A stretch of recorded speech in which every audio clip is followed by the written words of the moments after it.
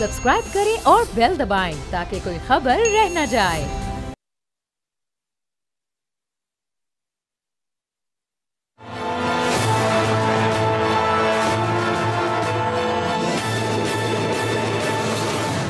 अस्सलाम वालेकुम, मैं हूं बाब जहांगीर। आप देख रहे हैं प्रोग्राम तज्जिया। दुनिया इस वक्त तरक्की पर तरक्की करती जा रही है और हम आज भी जवाल से नहीं निकल पा रहे हैं। दुनिया भर में बिजली की लोड शेडिंग का शायद अब तस्वुर भी बाकी नहीं बचा है। लोग बिजली की लोड शेडिंग को भूल चुके हैं, लेकिन पाकिस्तान और ख़ास तौर पर पाकिस्तान के सबसे बड़े शहर कराची में अलग ही मामला चल रहे हैं। बिजली कराची के लिए सबसे महंगी है। लोड शेडिंग कराची में सबसे ज़्यादा होती है। बारिश में लोग करंट से सबसे ज़्यादा कराची में जान से हाथ धो बैठते हैं। कराची के लोगों पर जुल्म करने के लिए एक अलग से इदारे को ऐसा लगता है कि जिम्मेदारियां दे दी गई हैं, जिसका नाम के इलेक्ट्रिक है। कराची वो शहर है जो मुल्की खजाने में सबसे ज़्यादा रेवेन्यू कमाकर अपना हिस्सा डालता है। कराची के ताजिर और शहरी पूरे मुल्क में सबसे ज़्यादा टैक्स अदा करते हैं। इसी तरह सबसे ज़्यादा मुश्किलात भी कराची वालों के हिस्से में ही आई हैं जब से के इलेक्ट्रिक ने कराची शहर को रोशन करने का काम संभाला है, जिससे ये शहर ऐसा लगता है कि उसके बाद से मज़ीद तारीकी में चला गया है। आप अपना बिजली का बिल उठाकर ही देख लें, सार्फिन से बिल में 9 मुख्तलिफ किस्म के टैक्स वसूल किए जा रहे हैं। इसके अलावा टैरिफ एडजस्टमेंट की मद में आवाम की जेबों पर डाका डाला जाता है।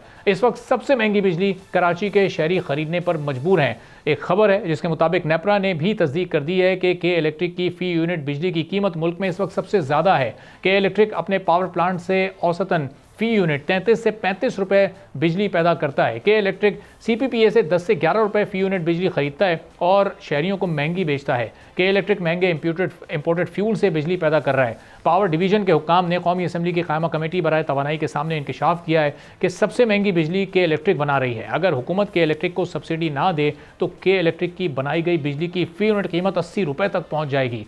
गुज़िश्ता साल अक्टूबर में नेपरा ने आवाम को महंगी बिजली बेचने पर के इलेक्ट्रिक को जिम्मेदार करार देते हुए 20 करोड़ रुपए जुर्माना भी आयद किया था। के इलेक्ट्रिक अपने मल्टी एयर टैरिफ के जरिए मुसलसल बिजली को महंगा करती जा रही है। हुकूमत भी अब के इलेक्ट्रिक की मनमानियों से तंग आ गई है। के इलेक्ट्रिक ने नेपरा में बिजली मजीद महंगी करने की दरख्वास्त की थी, जिस पर हुकूमत की सख्त मुखालफत सामने आ गई है। वफाकी हुकूमत ने नेपरा को फ़ी यूनिट टैरिफ कम करने की सिफारिश कर दी है। हुकूमत का इस सिलसिले में कहना है कि के इलेक्ट्रिक लागत को बढ़ा चढ़ाकर पेश कर रहा है। हुकूमत ने के इलेक्ट्रिक के मल्टी एयर टैरिफ को कराची के बिजली सार्फिन पर गैर ज़रूरी और बेबुनियाद बोझ करार दे दिया है। हुकूमत ने नेपरा को सिफारिश की है कि के इलेक्ट्रिक के तजवीज़ करदा मल्टी एयर बेस्ड टैरिफ को 44.69 रुपये फ़ी यूनिट से कम करके 34.87 रुपये फ़ी यूनिट किया जाए। पावर डिवीज़न ने नेपरा को मशवरा दिया है कि के इलेक्ट्रिक ने अपने अखराजात को बढ़ा चढ़ाकर पेश किया है, गैर हकीकी सरमायाकारी का तखमीना लगाया है और पुराने मालियाती मफरूज़ों पर अपनी हिसाब किताब की बुनियाद रखी है। पावर डिवीज़न के एक अहदेदार का यह कहना है कि के इलेक्ट्रिक के पेश करदा महंगे अखराजात मनसूबाबंदी की कमी को जाहिर करते हैं। केई ने 2.9% सालाना कंपाउंड तरक्की को शो करवाया है, जबकि माली साल 2023 के दौरान बिजली की खपत में 7.2% कमी वाक़ हुई है। केई का रिटर्न ऑन इक्विटी डॉलर पर मबनी है, जिससे सार्फिन करेंसी के उतार चढ़ाव का शिकार होते हैं। हुकूमत ने रुपए की बुनियाद पर रिटर्न ऑन इक्विटी की सिफारिश की है, जबकि हुकूमत ने यह भी कहा है कि केई के कर्ज के अखराजात मौजूदा मार्केट की सूरत हाल से मुताबिकत नहीं रखते हैं। तो अब बहरहाल कम अज़ कम हुकूमत को ये ज़रूर समझ आ गई है कि के इलेक्ट्रिक किस तरह से खर्चों को ज़्यादा दिखाता है और उसकी बुनियाद पर टैरिफ को बढ़ाता जाता है। इस सिफारिश हुकूमत ने ज़रूर की है, लेकिन जो कराची की सियासी जमातें हैं, जिनसे कराची के आवाम बड़ी उम्मीद लगाए रखते हैं कि वो के इलेक्ट्रिक से इस आवाम को छुटकारा दिलाएंगे, ओवर बिलिंग को कम करवाने में अपना किरदार अदा करेंगे, टैरिफ को कम करने के लिए अपनी अपनी कोशिश करेंगे, वो अब इस पर क्या सोच रखते हैं और क्या उनकी स्ट्रेटजी आगे होगी। हसन साबिर साहब MQM पाकिस्तान के सीनियर रहनुमा हमारे साथ मौजूद हैं। हसन साहब बहुत शुक्रिया।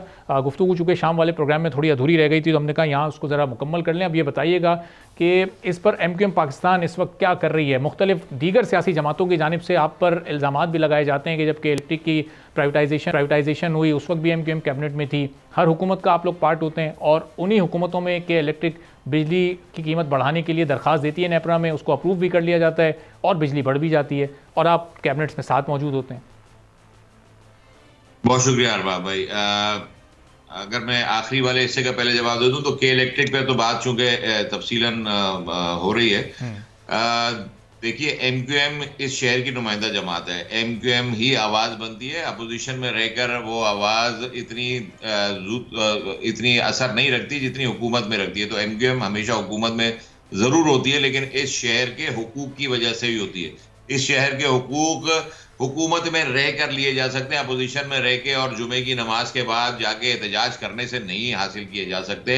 किसी के इलेक्ट्रिक के किसी दफ्तर के बाहर खड़े होके थोड़ी देर जो है वो एहतजाज के लिए खड़े हो जाना और उसके बाद उनके साथ क्या डील करके ये जमातें, दूसरी जमातें जो है वो आती हैं, ये वो उसका जवाब बेहतर अंदाज में दे सकती है, या के इलेक्ट्रिक के तर्जुमान दे सकते हैं कि वो जो सियासी जमातें सिर्फ इस बात पर सियासत कर रही हैं इस शहर के अंदर कि के इलेक्ट्रिक की आवाज़ उन्होंने शायद बुलंद कर दी है, वो IPPs कंपनीज को वो लेकर मैदान में आए, उनके खिलाफ जिहाद कर रहे हैं। ऐसा नहीं है। MQM देखिए, जो बात भी होगी वो टेबल टॉक के जरिए हल हो सकती है। ये मुल्क हमारा है, इस मुल्क को ठीक करने, इस मुल्क के हालात को ठीक करने, इसके इदारों को ठीक करने की जिम्मेदारी भी हमारी है।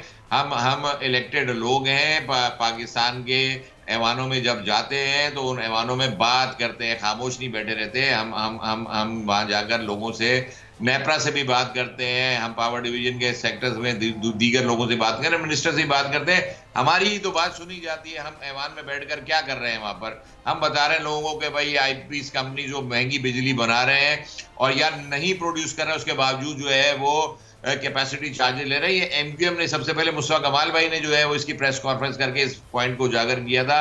हमने जाकर ऐवान में इसका इज़हार ख्याल किया था, हमने जाकर बताया था नेपरा को, हमने जाकर बताया था प्राइम मिनिस्टर को कि इस पर एक्शन लिया जाए। आज ही अगर जो पैसे कम हो रहे हैं, इससे भी दाद रसी नहीं होगी इस शहर में रहने वालों की। इस शहर में रहने वाले लोग जो डिजर्व करते हैं वो उनको कभी भी नहीं दिया, किसी भी सूरत में नहीं दिया गया, के इलेक्ट्रिक की सूरत में नहीं दिया जा रहा।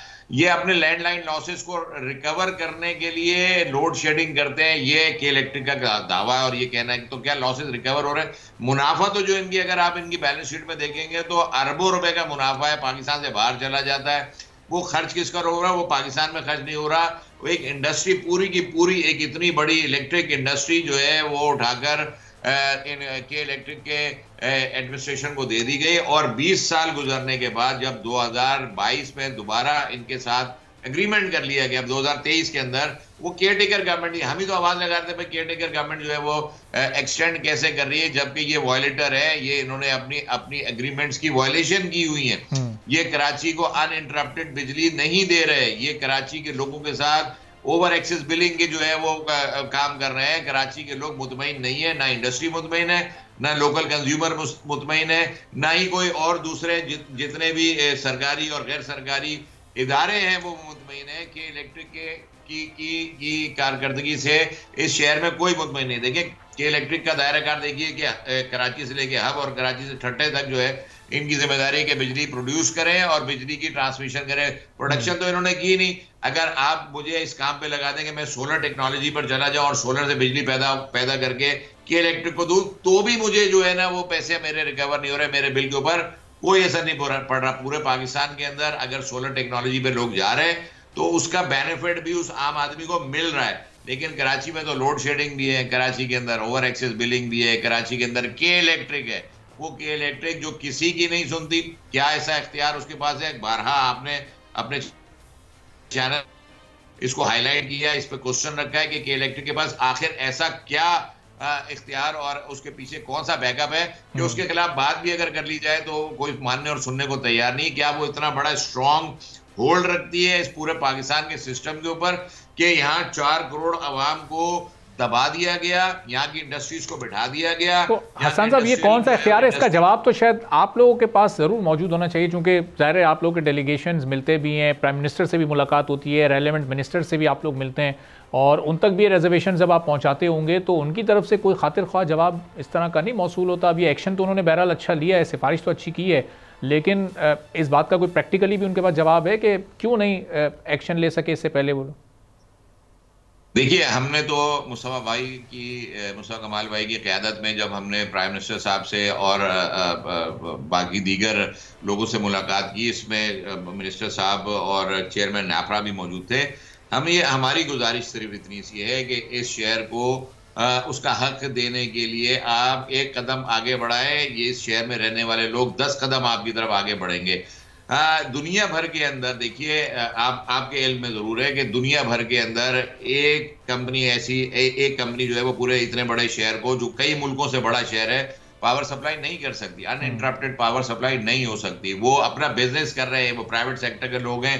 गवर्नमेंट ने अपने शेयर 45% रखे हुए। आप ये जरा सितम तो देखिए कि कोई चेक एंड बैलेंस नहीं। अगर गवर्नमेंट के पास 45% शेयर के इलेक्ट्रिक के मौजूद हैं तो क्यों नहीं गवर्नमेंट का कोई रिप्रेजेंटेटिव जाकर उस बोर्ड की मीटिंग में ये सवाल रखता चाहे वो गवर्नमेंट किसी भी दौर की रही हो, उसके अंदर बोर्ड मीटिंग के मेंबर्स तो मौजूद हैं, क्यों नहीं इस शहर की आवाज बनते हैं। एमक्यूएम बन रही है, एमक्यूएम इलेक्टेड मेंबर्स बन रहे, बोर्ड के मेंबर्स तो नहीं है। हम उसमें भी सवाल रखते हैं, हम कह रहे हैं कि एक से ज्यादा कंपनियों को यहाँ लाइसेंस दे दीजिए, खुदारा दे दीजिए। मैं अगर के इलेक्ट्रिक से मुतमईन नहीं हूँ, उसकी कारकर्दगी से मुतमईन नहीं हूँ, तो मैं किसी दूसरी इलेक्ट्रिक कंपनी से दरखास्त करूंगा कि मुझे वो अनइंटरप्टेड बिजली, सस्ती बिजली प्रोवाइड करे। जैसे मोबाइल नेटवर्क्स हैं दुनिया भर के अंदर, कई सिस्टम्स ऐसे हैं, कई पावर कंपनीज हैं जो बिजली सप्लाई करती है एक शहर में, कई कंपनी जो सप्लाई करती है। तो पाकिस्तान में या कराची शहर में क्यों नहीं ऐसा हो सकता? ये मैं आपको बताता चलूं कि इसके ऊपर मिनिस्टर साहब ने हमसे ये बात की थी कि ये बहुत जल्द कराची में ये सिस्टम राइज होने जा रहा है कि फर्स्ट सेगमेंट में इंडस्ट्रीज को जो है वो एक नई कंपनी, के इलेक्ट्रिक के अलावा कंपनी, वो पावर सप्लाई करेगी। और उसके बाद ये प्रोजेक्ट सक्सेसफुल रहने के बाद इसको जो है वो हम जो है वो बाकी नॉर्मल कस्टमर्स की तरफ जो रेजिडेंशियल कस्टमर्स हैं उनकी तरफ भी इसको लेंगे। लेकिन अभी तक इस पर कोई इस वक्त नजर नहीं आ रहा कि पेशरफ्त कोई हो रही है या नहीं हो रही है। इंडस्ट्रीज कराची की बचानी है, इंडस्ट्रियल सेक्टर को सस्ती बिजली प्रोवाइड करनी चाहिए, उसके बाद रेजिडेंशियल सेक्टर के अंदर आना चाहिए। अवाम का इस वक्त जो है वो देखिए, अभी तो सर्दियों का मौसम आ गया तो बिजली की खपत तो कम हो गई। 28,000 मेगावाट पूरे पाकिस्तान में जरूरत थी बिजली की गर्मियों में, और 16,000 से 15 से 16,000 मेगावाट जो है बिजली चाहिए सर्दियों में। लेकिन अभी कैपेसिटी चार्जेस की मद में जो बचत हो रही है, 10 रुपए की बचत से कोई भला नहीं होने जा रहा, कोई 10 रुपए की बचत से कोई फायदा नहीं होने जा रहा। अब ये तो कैपेसिटी चार्जेस डेफिनेटली इनको कम करने हैं। लोगों बहुत सारी कंपनी जो है वो अपने काम बिजनेस बंद कर रही है। ये इंटरनेशनल MOU साइन हुए, एग्रीमेंट साइन हुए, गवर्नमेंट जो है वो उसका हिस्सा है। अब ये एक इनिशिएटिव तो हसन साहब लिया है गवर्नमेंट ने। उम्मीद यही करते हैं कि आने वाले दिनों में इस पर मजीद भी बेहतर तरीके से काम हो, और आप और दीगर जमातें भी इस पर एक नज़र रखें, और हम भी कोशिश करेंगे कि ये सवाल और ये मामला बार बार हुकूमत के ऐवानों तक पहुँचाते रहें। बहुत बहुत शुक्रिया हसन साबिर साहब, MQM पाकनुमा हमारे साथ मौजूद थे। एक ब्रेक लेते हैं, ब्रेक के बाद जब वापस आएंगे एक और अहम मौजू पर बात करेंगे।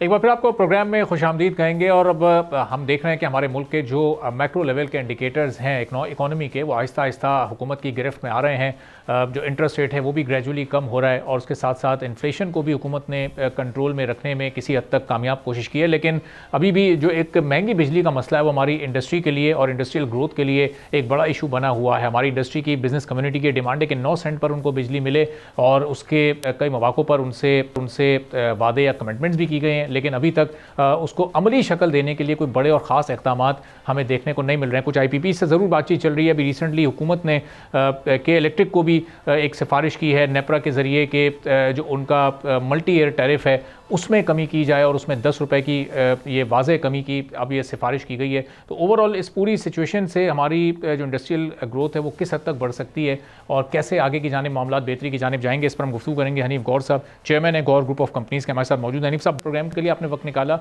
अब ये बिज़नेस कम्युनिटी ने जो शरह सूद में 2% की कमी थी, इसको तो बिल्कुल रिजेक्ट कर दिया था, चूँकि 5 से 6% की आप लोगों की ओवरऑल बिज़नेस कम्युनिटी की डिमांड थी। वो डिमांड अपनी जगह पर, फिर जो बिजली आप लोगों को चाहिए वो 9 सेंट पर चाहिए। तो ये सब कुछ किस तरह से मुमकिन हो सकेगा और कब तक मुमकिन हो सकेगा, क्या समझते हैं आप? मैं समझता हूँ कि सारी चीजें मुमकिन हो सकती हैं, क्योंकि गवर्नमेंट की विल होनी चाहिए। और अब गवर्नमेंट जिस अंदाज से काम कर रही है, जिस तरह से आपने अपने फरमाया कि जैसे इंटरेस्ट रेट को कम किया गया है और IPPs का जो इशू उठाया गया, और काफी IPPs ने रीनेगोशिएट भी किया है, और बाकी जो IPPs है वो भी रीनेगोशिएट करते जा रहे हैं। तो इंशाअल्लाह ताला अगर गवर्नमेंट की विल है इस मुल्क को ठीक करने के लिए और इन हालात को ठीक करने के लिए, तो मैं समझता ये हूँ कि वो पॉजिटिव साइड पे जा रहे हैं। अब ये एक तो IPPs का एरिया हो गया कि जिससे कि आपकी 9 सेंट की बिजली आ सकती है। अब दूसरी सस्ती बिजली बनाने के लिए आपको हाइडल पावर के लिए काम करना पड़ेगा। जिस तरह के बाकी हाइडल प्रोजेक्ट्स हमारे मुल्क में चल रहे हैं, मैं ये समझता हूँ कि जो तरबेला डैम है हमारा, तरबेला डैम के जो तो 50-60 साल हो गए, उसकी जो सिल्ट है वो नहीं निकली है।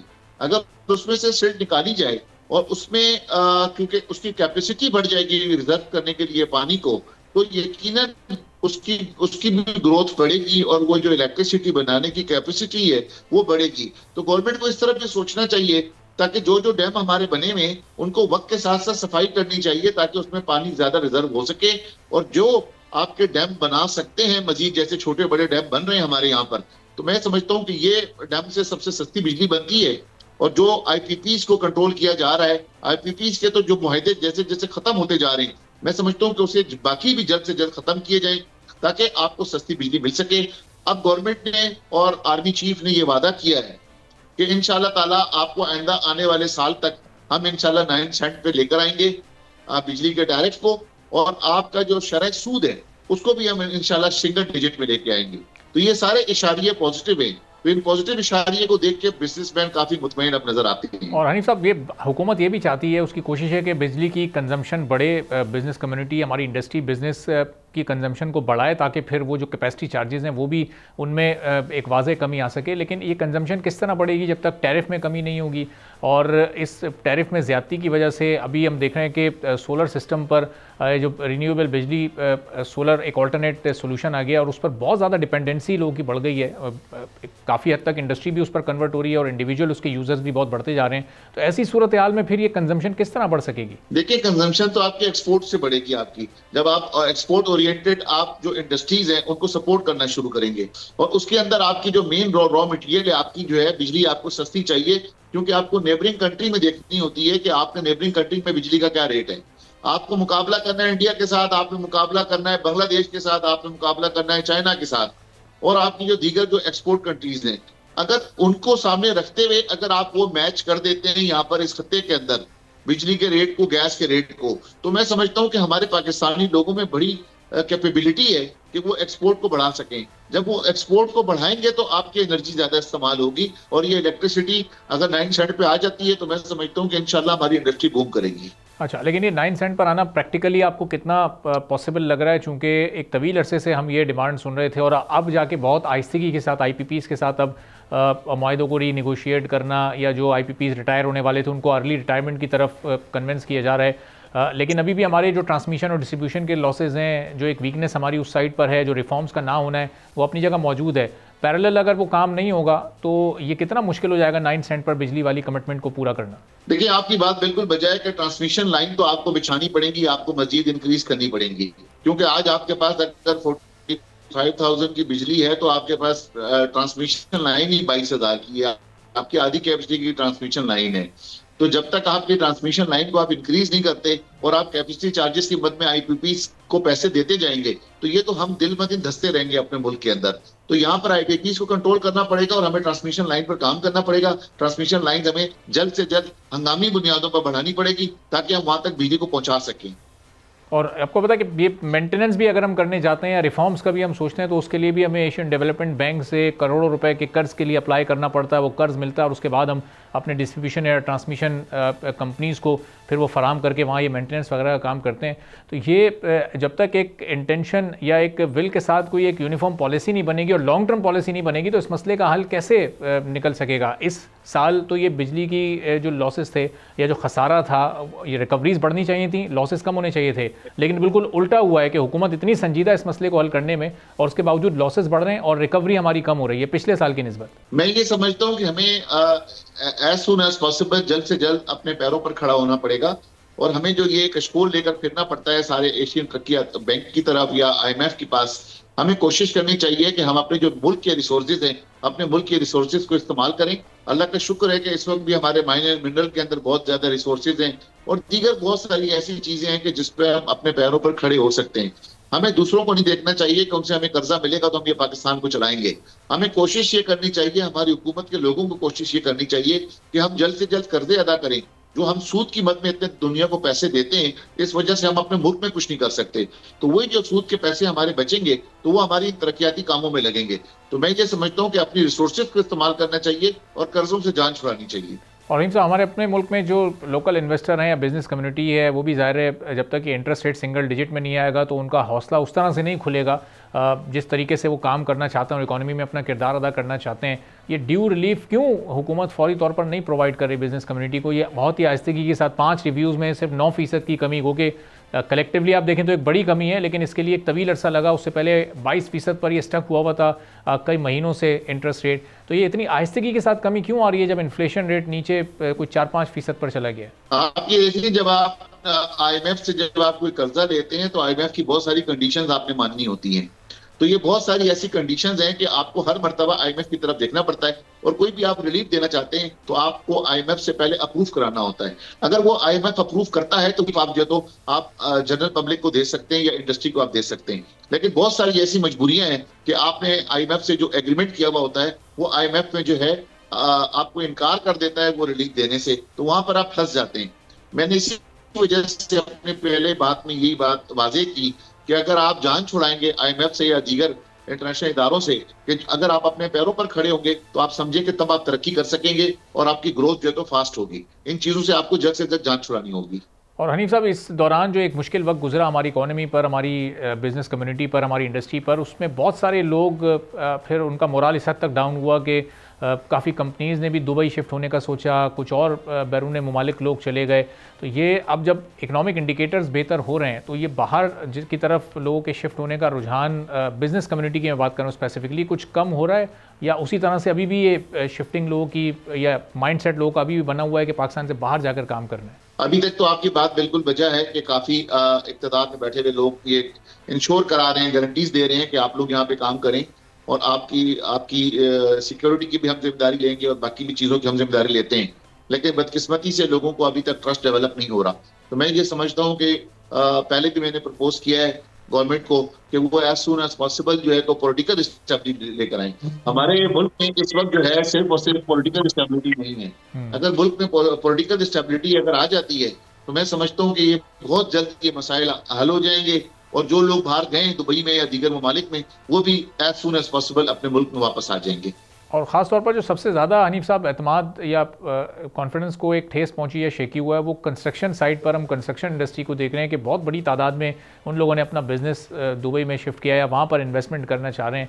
तो इस इंडस्ट्री को ख़ास तौर पर माइंड सेट अगर उनका तब्दील करना है तो हुकूमत को कितनी तेज़ी के साथ और किस तरह से काम को लेकर आगे बढ़ना होगा? आप देखें कि दुबई के टैक्सेस जो है तो वहाँ फिक्स टैक्स है 5% और यहाँ पर आप टैक्सेस की पोजीशन जाके देखें तो 50% से ज्यादा बनती है और यहाँ पर काम करना इतना मुश्किल हुआ है। वहाँ पर आपको सिर्फ ऑनलाइन सारी अप्रूवल्स मिलती हैं, किसी डिपार्टमेंट में आपको जाने की जरूरत नहीं होती है और आपका एस्क्रो अकाउंट खुल जाता है और अपनी बिल्डिंग बनाते हैं, निकल जाते हैं, प्रॉफिट कमा लेते हैं। लेकिन यहाँ पर जमीन लेने से आप 18 एनओसियां लेने के लिए आपकी जूते रगड़ के आप थक जाते हैं और आपके 3 जूते चेंज करने पड़ते हैं, तब आपकी एक एनओसी मिलती है आपको। और जब फिर आपको एनओसी मिल जाती है, प्रोजेक्ट लॉन्च करते हैं, तो पॉलिटिकल अनस्टेबिलिटी की वजह से लोगों का रुझान नहीं है कि पाकिस्तान में इन्वेस्टमेंट करें इस वक्त। तो वो जो कंस्ट्रक्शन इंडस्ट्री इस जो पसमानदगी से जो गुजर रही है इस वक्त पस्ता हाल है, तो मैं ये समझता हूँ कि उसकी भी सिर्फ यही वजह है कि वो लोग जो हैं यहाँ के लोग, क्योंकि यहाँ के जो लोग हैं वो इस टाइम नामसातित हालात हैं जो पाकिस्तान में काम करते हैं और खास तौर पे जो लोग काम कराची में काम कर रहे हैं, यहाँ पे काफी मुश्किल हालात हैं। कराची में बिल्डर्स के लिए काम करना, वो काफी सारे मसाइल उन्हें फेस करने पड़ते हैं। तो इसीलिए बिल्डर्स भी बहुत सारे मूव हो चुके हैं दुबई, तुर्की और दीगर ममालिक। तो मैं ये समझता हूँ कि अगर कराची के हालात बेहतर हो जाएं कारोबारी लिहाज से, तो ये कराची के लोग दोबारा कराची आ जाएंगे और अपनी इन्वेस्टमेंट भी इंशाल्लाह वापस लेकर आ जाएंगे। उसके लिए सबसे बेहतर और सबसे दोबारा मैं रिपीट करूंगा, आपको पॉलिटिकल स्टेबिलिटी लेकर आनी चाहिए और पॉलिटिकल लोगों को एक जमात सबको इकट्ठा बिठाकर इस मुल्क के लिए सोचना चाहिए कि इस मुल्क की तरक्की किसमें है, ताकि हम इस मुल्क को आगे लेके जा सकें। क्योंकि हमें से हम सब पाकिस्तानी हैं, हम सब इस मुल्क से प्यार करते हैं। हमारे लिए सबसे अवलीन जो है तो ये पाकिस्तान है। हमें सिर्फ और सिर्फ अभी पाकिस्तान का सोचना चाहिए, अपने मफाद से निकल के, अपनी जातियात से निकल के हमें सिर्फ पाकिस्तान का सोचना चाहिए। बहुत बहुत शुक्रिया हनीफ गौर साहब, chairman Gaur group of companies हमारे साथ मौजूद थे। ब्रेक लेते हैं और ब्रेक के बाद जब वापस आएंगे तो अब गवादर पोर्ट की अहमियत से फ़ायदा उठाने के लिए हुकूमत खासी संजीदा हो चुकी है। इस सिलसिले में क्या डेवलपमेंट हो रही है, एक ब्रेक के बाद इस पर तफसील से बात करेंगे।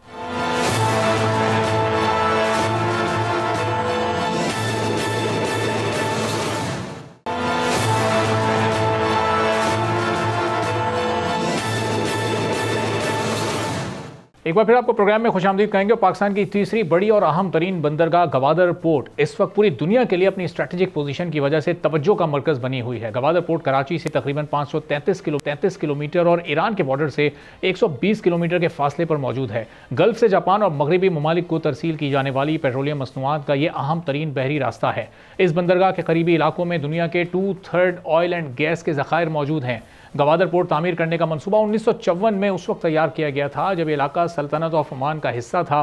कोस्ट लाइन का सर्वे करने के लिए यूनाइटेड स्टेट्स जियोलॉजिकल सर्वे की खिदमात हासिल की गई थी। इस इदारे की सर्वे रिपोर्ट में गवादर की को जो तामीर है उसकी तरक्की के लिए बेहतरीन इकदाम करार दिया गया था। मुसलसल मुज़ाकरात के नतीजे में 4 साल के बाद पाकिस्तान ने गवादर का इलाका सल्तनत ऑफ ओमान से 8 सितंबर 1958 को $30 लाख में हासिल किया था। उस वक्त गवादर एक छोटा सा और पसमानदा फिशिंग का गांव था। पाकिस्तान ने 18 फरवरी 2013 को गवादर बंदरगाह को चलाने का ठेका एक चीनी कंपनी को दे दिया था, क्योंकि गवादर पोर्ट की सबसे ज़्यादा स्ट्रेटेजिक अहमियत चीन के लिए है। चीन के दिफाई, तिजारती, इलाकाई मफादात के लिए गवादर पोर्ट उसकी शहर की हैसियत रखते हैं। यही वजह है कि चीन अब तक $200 मिलियन से जायद की सरमाकारी से कोस्टल हाईवे तामीर कर चुका है, जो गवादर पोर्ट को कराची से मिलाता है।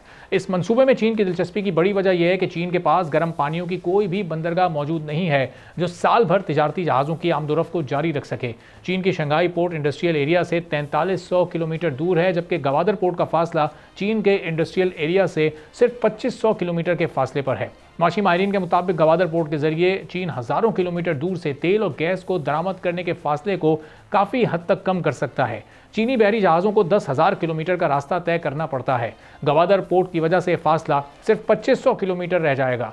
सेंट्रल एशियाई रियासतें 1.6 मिलियन मुरब्बा मील के रकबे पर मुश्तमिल हैं।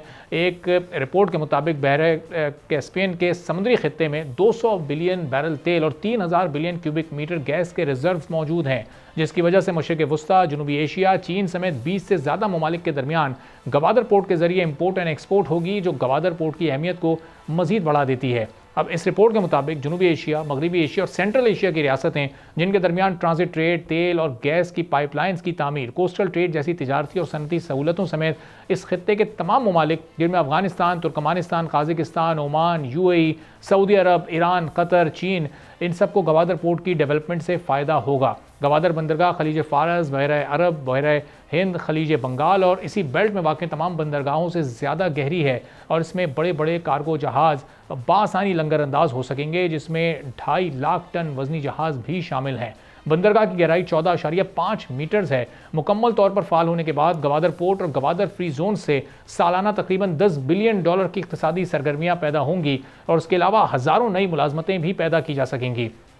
अब हुकूमत ने गवादर की अहमियत से फ़ायदा उठाने का प्लान बना लिया है। हुकूमत गवादर पोर्ट के ज़रिए बड़ी मकदार में इंपोर्ट्स पर भी गौर कर रही है। गंदम, खाद, चीनी समेत सरकारी शोबे की 60% इंपोर्ट को गवादर पोर्ट के ज़रिए रूट करने के लिए फिजिबिलिटी और हिकमत अमली का अब जायज़ा लिया। इससे मुकम्मल तौर पर फ़ायदा कब और कितना उठाया जा सकेगा और माजी की हुकूमतें क्यों इसको नज़रअंदाज करती रही हैं, इस पर हम गुफ्तगू करेंगे। महमूद मौलवी साहब, साबिक मुशीर हैं मैरीटाइम अफेयर्स के, हमारे साथ मौजूद हैं। महमूद साहब, बहुत शुक्रिया प्रोग्राम के लिए, आपने वक्त निकाला। अब आपकी जो पाकिस्तान तहरीक इंसाफ का जो दौरे एक हुकूमत रहा है, उसमें भी 1 साल को पूरा ब्लू इकोनॉमी का साल करार दिया गया। उसमें उम्मीद थी कि गवादर पोर्ट पर बड़ी खास तवज्जो दी जाएगी, इसको मुकम्मल तौर पर ऑपरेशनल किया जाएगा, फ़ाल किया जाएगा। वो उस वक्त नहीं हो सका। अब ये हुकूमत इंपोर्ट्स की मद में इससे फ़ायदा उठाने जा रही है। मुकम्मल तौर पर गवादर की जो बंदरगाह है उससे अभी तक हम फ़ायदा क्यों नहीं उठा सकें? बिस्मिल्लाहिर्रहमानिर्रहीम। पहले तो मैं आपको एक चीज़ ये वाज़ेह कर दूं कि देखें, गवादर पोर्ट के ऊपर जो हम फ़ायदा नहीं उठा सके, हमने पाकिस्तान में काफ़ी इसके ऊपर नुकसानात बर्दाश्त किए और काफ़ी पैसे भी खर्च किए हैं। एक चीज़ ये बता दूं, ये जो कॉन्ट्रैक्ट आपने कहा बिल्कुल सही है, ये चीन के साथ किया गया है। ये जो चीन के साथ कॉन्ट्रैक्ट है, ये इससे पहले एक सिंगापुरियन कंपनी के साथ किया गया था। इसमें जो देखें मेन प्रॉब्लम इशू क्या है वो है कि 91% प्रॉफिट जो है वो चीनी कंपनी ले जाएगी और 9% जो है गवर्नमेंट ऑफ पाकिस्तान को मिलेगा नफे से। दूसरी चीज जो थी कि खर्चा जो है ड्रेजिंग का, वो चीनी कंपनी कह रही थी कि जी वो गवर्नमेंट ऑफ पाकिस्तान करे। अगर गवर्नमेंट ऑफ पाकिस्तान ये ड्रेजिंग का खर्चा बर्दाश्त करती, क्योंकि इस वक्त वहाँ का डेप्थ जो है 11 मीटर भी नहीं है, मतलब मुश्किल से 11 मीटर है और 14.5 मीटर ड्रेज करने के लिए मेरे ख्याल से कुछ नहीं $100 मिलियन। तो लग ही जाएंगे। काफी हैवी इस वक्त कॉस्ट है, मगर एग्जैक्ट कॉस्ट मुझे नहीं पता, मगर हैवी कॉस्ट है। अगर वो हम खर्चा करते हैं जो उस वक्त वर्किंग की थी, तो 20 साल का भी नफा होता है तो भी वो खर्चा ही पूरा नहीं होता। तो हम उस वक्त ये कहा गया था कि जी, चीनी कंपनी को कहा गया था कि देखिए जी, क्योंकि 91% आप शेयर होल्डर है तो आप इसके ऊपर खर्च करें। उसकी वजह देखें, ड्रेजिंग इस वक्त वहां पे 2 या 3 बर्थ है, उससे ज्यादा बर्थ भी नहीं है। गवर्नमेंट ऑफ पाकिस्तान ने सब्सिडाइज करने के लिए फर्टिलाइजर का जो इंपोर्ट किया था, जो गवर्नमेंट सेक्टर ने, वो उन्होंने ग्वादर से डिस्चार्ज करवाया था, मगर उसमें वो जो कॉस्टिंग थी बहुत हैवी इसलिए हो गई कि देखिए, जो कराची में आता है माल, उसकी ट्रांसपोर्ट कॉस्ट बहुत कम है। और इस पे कई वर्किंग्स हो चुके हैं कि जी, ग्वादर से कोयला एक्सपोर्ट किया जाए, ग्वादर से इंपोर्ट। अगर सिर्फ इंपोर्ट के ऊपर आप बात करेंगे तो इंपोर्ट वायबल इसलिए नहीं होता है कि ट्रक्स जो यहाँ से वापस खाली जाएंगे तो उसकी कॉस्ट देखें ना, कंपीट नहीं कर पाते। मैं एग्जांपल दूं कि अगर कराची से 1200 रुपए और से जाने का हैदराबाद या से सखर जाने के 1000 रुपए टन है, एग्जांपल दे रहा हूँ आपको, और ग्वादर से ये होगा 3500 रुपया या 4000 रुपया, तो वो कॉस्टिंग बहुत हेवाइल हो जाती है। तो इसके लिए इसको has to be a two way traffic, कि इंपोर्ट भी हो और एक्सपोर्ट भी हो, क्योंकि ताकि ट्रक खाली वापस ना जाए। क्योंकि देखिए, अगर कोई ट्रक को, आप मुझे बताएं ना, यहाँ से ग्वादर तकरीबन 1 दिन का रास्ता है, 1 दिन अगर ट्रक पूरा का पूरा खाली जाएगा तो आप भी देखें, एक नॉर्मल आदमी से वर्किंग कर लें वो डबल हो जाएगा। तो वर्केबल नहीं है बिल्कुल। ये उनके लिए वर्केबल है, चाइनीज के लिए, ताकि देखें चाइनीज इसकी मार्केटिंग करें और इस पोर्ट को यूज करके वो ट्रांसशिपमेंट कार्गो अपना चाइना लेके चले जाए। अगर सिंध देखें में जाना है और मैं कहूँगा पंजाब जाना है, तो इस वक्त जब तक जो है इंपोर्ट और एक्सपोर्ट दोनों नहीं होंगे तो ये कभी भी वायबल नहीं होगी, चाहे कोई भी हुकूमत हो। अच्छा। उसकी वजह ये है कि आप मुझे बताएं ना, अगर एक तरफ खाली जाना है और दूसरी तरफ से वापस लेके आना है कार्गो, तो ट्रांसपोर्ट ही वायबल नहीं है ना। देखिए, थ्योरी में तो बहुत अच्छा लगता है, हुकूमत कहती है, और ये हुकूमत ने ये एक्सपेरिमेंट करके देख चुकी है फर्टिलाइजर में। मेरे ख्याल से 3 से 4 लाख टन फर्टिलाइजर उतारा था, आज से कोई 4 साल पहले या 5 साल पहले। तो महमूद साहब, ये टू वे ट्रैफिक के लिए, टू वे प्रोसेस के लिए तो बड़ा लॉन्ग टर्म प्लान चाहिए होगा, अपनी एक्सपोर्ट्स को भी, और कौन सी स्पेसिफिक एक्सपोर्ट्स हैं उनको फिर बढ़ाना पड़ेगा। लेकिन अभी जो वीट, शुगर और फर्टिलाइज़र को इंपोर्ट करने के लिए हुकूमत प्लानिंग कर रही है, तो इसका मतलब इससे कोई ख़ास हमें बचत नहीं होने वाली है कि हम उसके लिए अगर ग्वादर पोर्ट को यूटिलाइज़ करते हैं।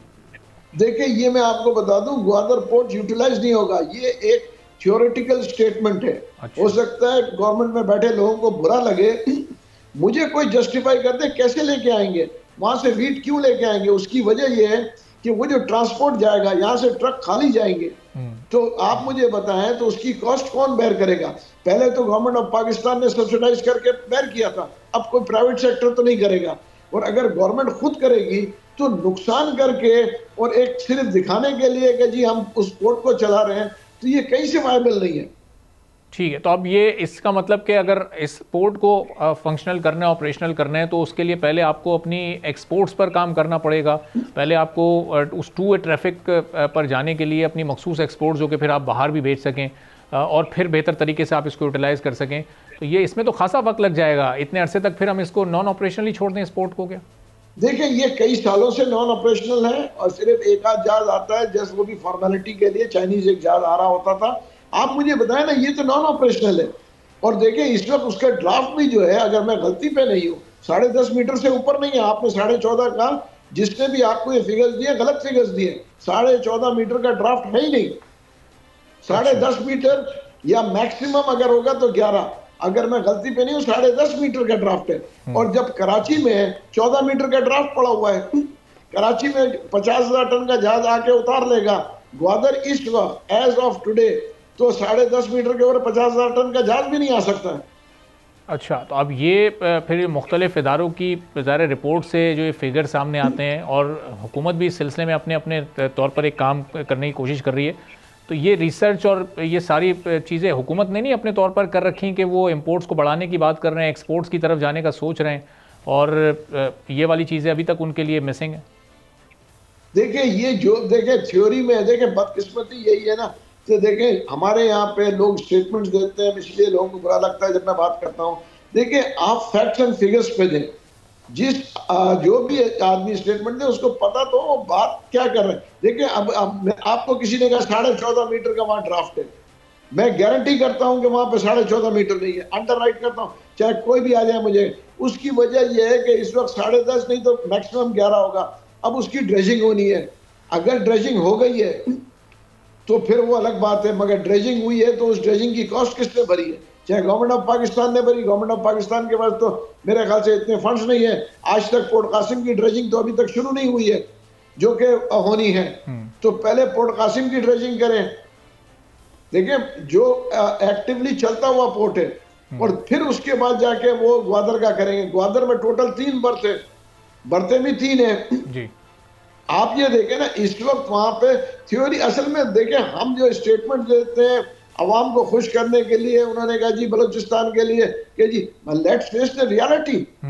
देखिए 91% शेयर होल्डर चाइनीज का प्रॉफिट जाता है, तो ये कौन सा ऐसा क्या कॉन्ट्रैक्ट किया है कि 91% प्रॉफिट उनको दे, 9% हम लें और खर्चा हम करें?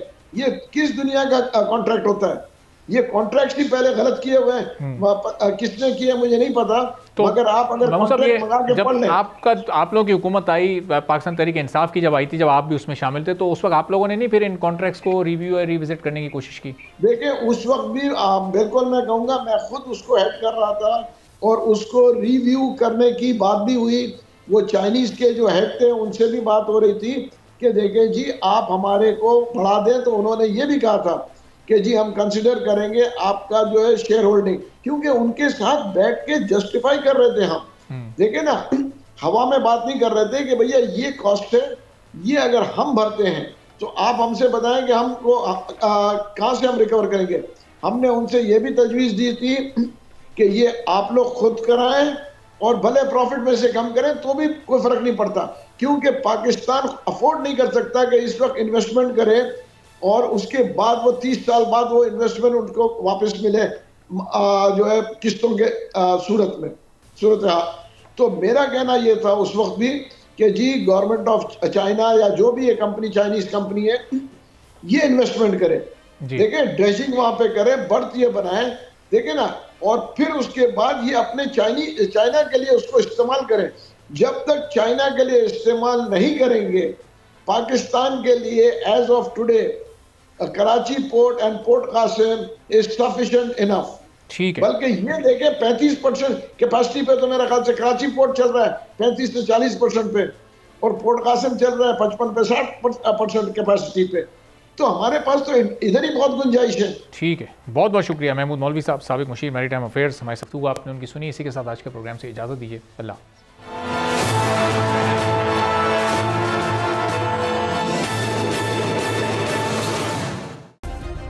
सब्सक्राइब करें और बेल दबाएं ताकि कोई खबर रह न जाए।